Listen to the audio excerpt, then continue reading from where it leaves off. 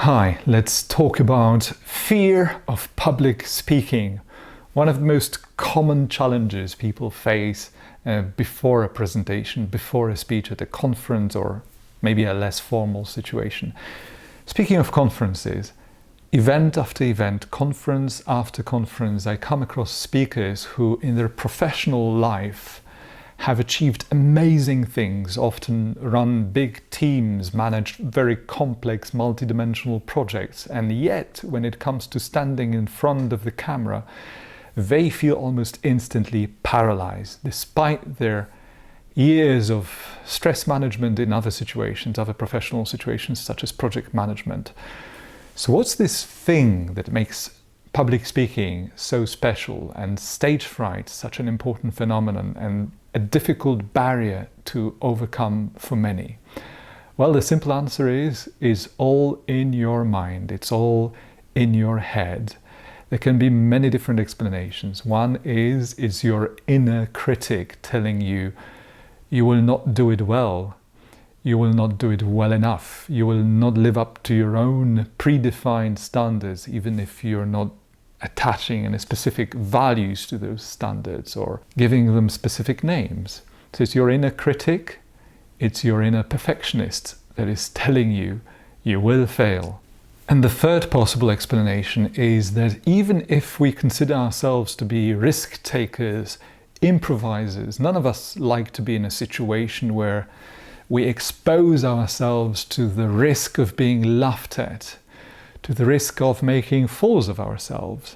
And with public speaking situations, we see this risk as very, very high, which is why in principle, we instinctively want to avoid such situations.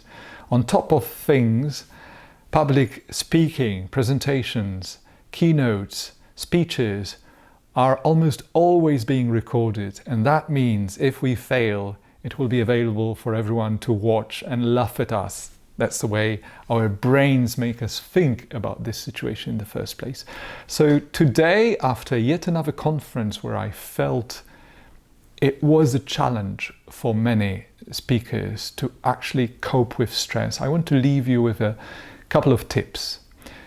First of all, we're lucky because we live at a time where we no longer need to pay a lot of money for expensive, flammable, celluloid tape in order to record anything. We can simply use a smartphone in the safety of our homes to record things, to see how it works and watch it and ask ourselves what could be improved and how we should improve it, what to change about the structure and style, if it looks fake or authentic, if it feels informative or fluffy. So we can do all these things on our own without any formal training involved. So tip number one, the most important tip of all, would be practice.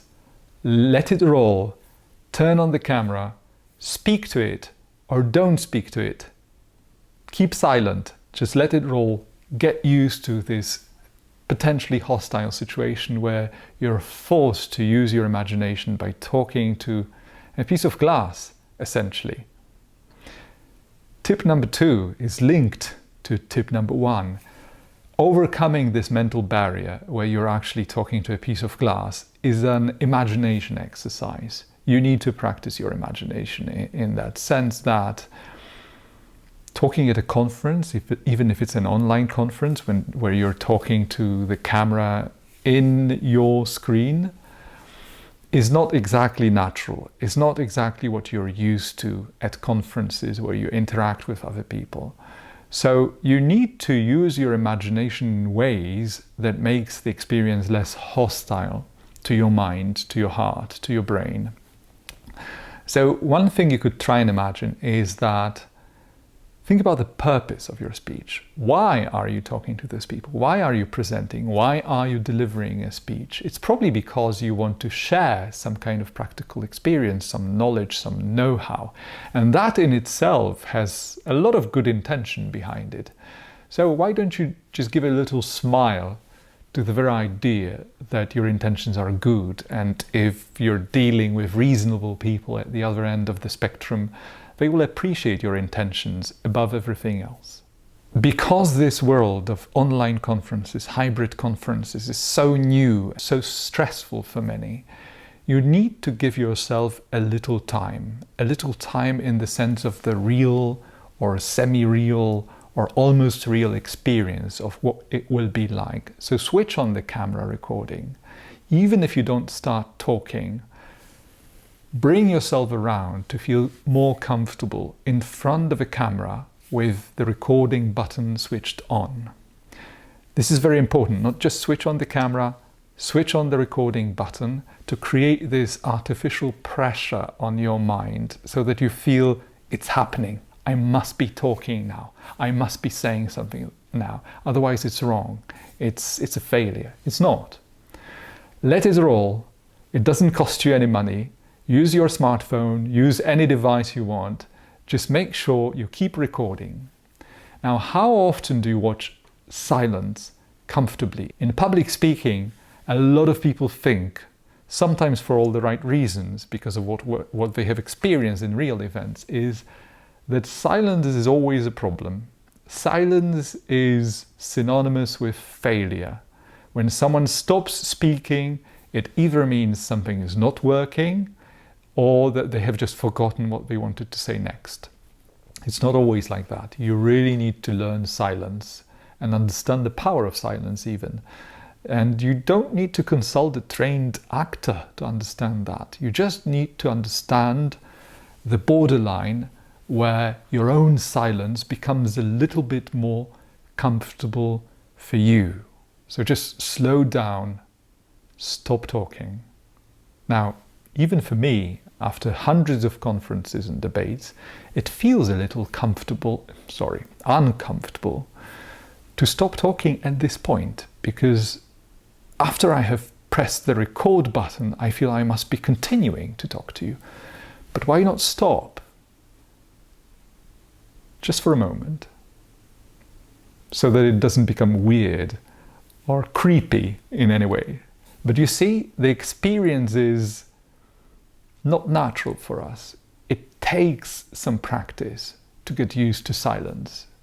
Even though no one is watching this video, I can just stop the recording and start over, record a new one. So I'm not sure if I will use this version, if I will use the very first version I'm recording, or whether I choose to record another one, have enough patience, time, whatever. But the tip here is get used to silence.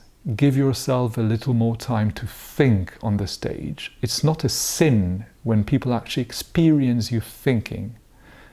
Silence and being slow is not equivalent to saying that you're not prepared enough or you're not well prepared for the presentation. Preparation, no surprises there. Preparation and rehearsing. If you respect your audience, if you're talking to a large audience, if the topic you want to talk about matters to you and hopefully your audience as well, then there are different ways to show this respect to your audience. One is to dress well, of course. If you dress elegantly, that's a signal you respect your audience, especially at a formal conference. More important tips and signs of respect would be prepare. Because by not preparing, if you're too confident already, if you feel you can talk about it for hours because it's your job, you're disrespecting your audience effectively. If you're wasting your audience's time, even a minute, and if you have an audience of 1,000 people sitting in front of you, wasting 1 minute of their time is a sign of disrespect, isn't it, when you think about it? Because why should you in the first place? They have committed, they trust you will share the best of your knowledge with them. They have arrived at this conference, sometimes they have paid quite a lot of money. Perhaps one of the most important tips I want to leave you with today, if not the most important one, is a popular misconception that some people are born with extraordinary on-stage skills, whereas others are doomed to failure, doomed to make fools of themselves in public speaking situations. Complete nonsense. and a very easy excuse. I could give you dozens of examples of people I've worked with in individual public speaking training, which normally takes just 1 day, 7-8 hours, where at a stage where we started, I would be dealing with someone who was very shy, lacking in confidence. But once you overcome this psychological barrier and make someone look at things differently, pay attention to things that they are not used to seeing, and adjusting their style, structure, way of working on a public speech, a lot changes. So, once again, don't fall for easy distinctions, too easy distinctions, like some people have talents, others don't. It may be the case that if you have strong barriers, you may initially practice a little more, or you may work on your structure a little harder. You may do a lot more research to become a more creative public speaker, more convincing public speaker, to really understand how to get there. But that's all there is to it. So the more you practice, the more you rehearse, the better public speaker you eventually become. It's really as simple as that.